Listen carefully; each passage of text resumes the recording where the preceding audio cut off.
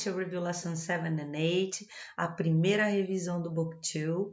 Espero que você tenha aproveitado bastante o primeiro livro, tenha aprendido coisas que você ainda não conhecia e agora a gente vai começar as nossas aulas de revisão do livro 2, ok? Vamos lá?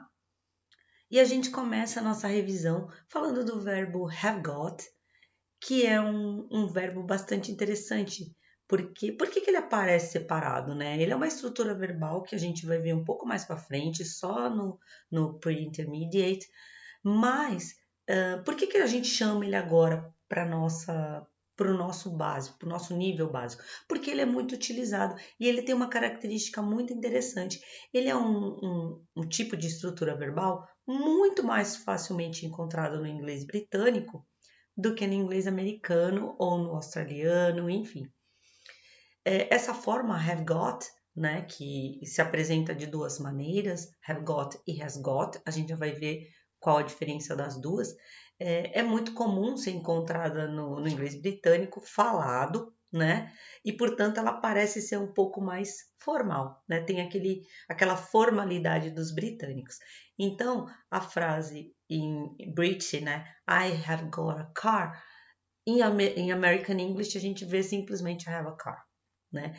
E mais curioso ainda é que o inglês americano ele tem seu estilo bem informal, então é muito comum a gente encontrar uma variação que nem o verbo to have aparece, vai direto para o got. Então, I got a car, I got a t-shirt like this, you got any identification. Então, assim, em vez de usar o have got, eles já pulam direto para o got. Isso é totalmente informal. Mas, enfim, o que vem a ser esse verbo have got? Esse verbo have got é o verbo ter, na verdade, né? Seria a mesma coisa que o verbo to have, que é o verbo ter. Então, assim, para você ter uma ideia, como é que eu trabalho com o verbo to have got? Ele apresenta duas formas. Uma forma para a primeira pessoa do singular, que é o I, e todas as pessoas classificadas como plural, you, we, they, e apresenta uma forma exclusiva para as terceiras pessoas do singular, que é o he, o she e o it. Então, eu uso have com I, you, we e they. E uso has com he, she, it, ok? Então, a forma é sempre essa. Have got e has got. I have got, you have got, we have got, they have got. He has got, she has got, it has got. Como todo verbo, ele vai ter forma interrogativa e negativa. Vamos começar pela forma negativa, que é muito fácil. Basta que você coloque o not após o verbo to have, né? Então, have not got, has not got. Se preferir abreviar, a gente tem as opções de haven't got e hasn't got, mantendo os mesmos sujeitos da forma afirmativa. E, finalmente, a pergunta também fazendo aquela tradicional inversão que a gente já viu no to be, já viu com o verbo can e agora aparece com essa construção have got. Eu pego o have ou has, dependendo do que tem na minha frase, e coloco antes do sujeito, tá? Então, have you got, have we got, has he got e assim por diante. Nenhum outro elemento da frase sofre alteração, nenhum. É só movimentar os elementos que nós já temos nas próprias estruturas da frase afirmativa, que aí você constrói a negação e a interrogação. Fácil, né, gente? Muito, muito fácil. Nosso segundo tópico são as prepositions in, on, at, quando usadas para tempo, time ou location, localização. Então, se você observar bem esse desenho que tem aí, uma pirâmide invertida, dá para ver perfeitamente qual a abrangência de cada uma dessas preposições. O in é sempre para coisas maiores, tá? Generalizantes. O on, ele vai ficar com um pouquinho mais de especificidade, ou seja, um pouquinho menor. Passou do limite do in, já vira on. E o at, ele vai ficar apenas para tempo ou para localizações muito, muito específicas, pontuais, tá? Vamos ver como é que se comportam? Então, vamos começar com in. Com relação a tempo, a gente utiliza o in antes de centuries, séculos, decades, décadas, years, anos, months, meses e weeks, semana. Então, é sempre o in. Um exemplo aí, let's meet in April. Então, vamos nos encontrar em abril. Com relação à localização, nós usamos o in com espaços maiores, né?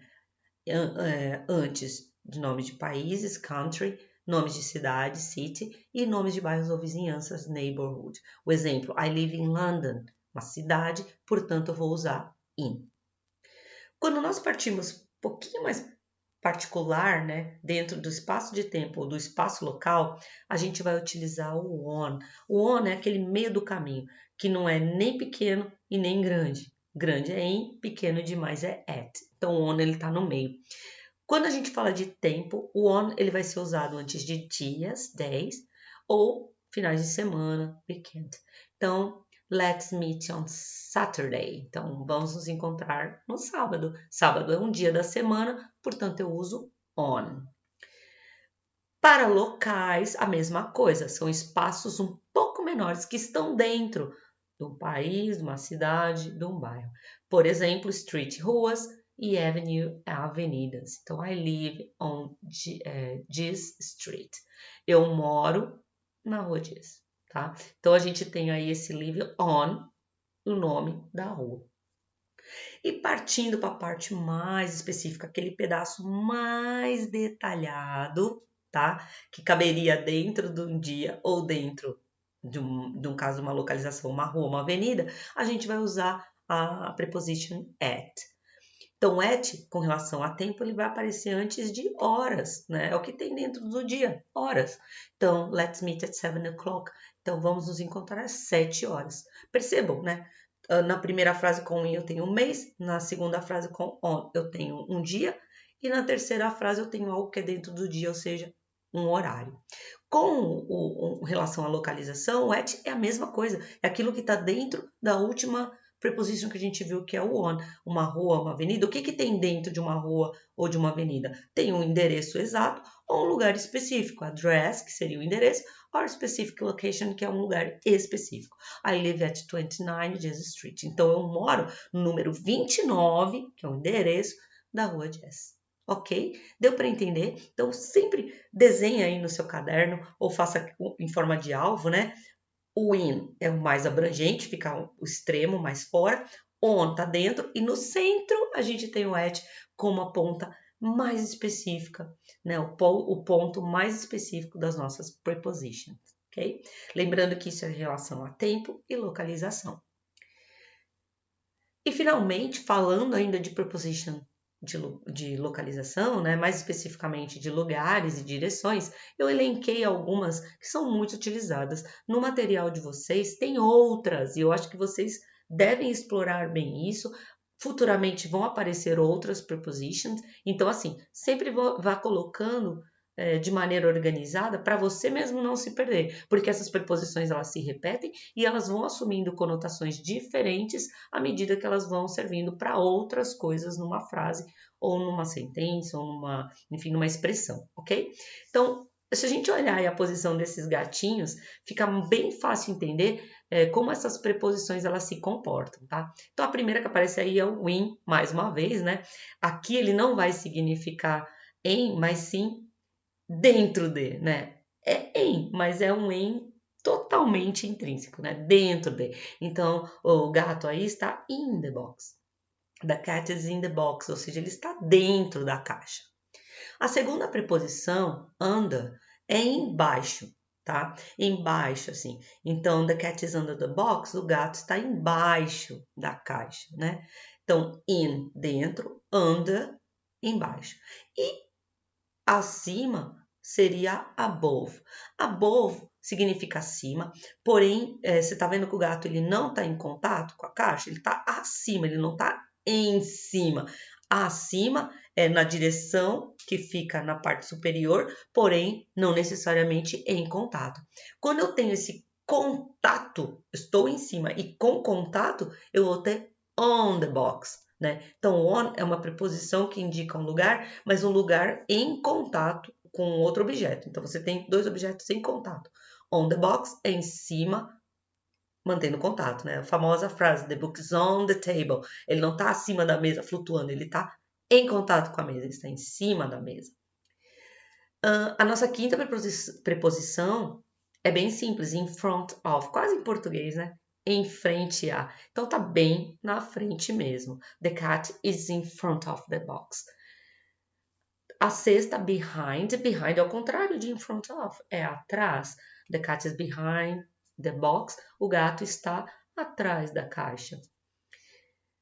Penúltima preposição que eu elenquei, ela é muito utilizada também, principalmente com relação ao espaço. Então a gente usa o near para quando algo está perto, né?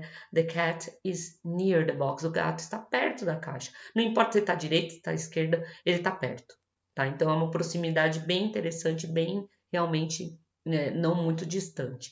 E a última que eu escolhi para vocês prestarem bastante atenção é between, que between é a preposição entre dois elementos, sempre, tá? Sempre vai ter dois elementos entre. E aí a gente tem um gatinho entre duas caixas. The cat is between the boxes. Anote no seu caderno. Nessa lição especificamente, a gente vai falar sobre localizações, lugares, nomes de lugares e como dar uma informação, e isso é muito importante.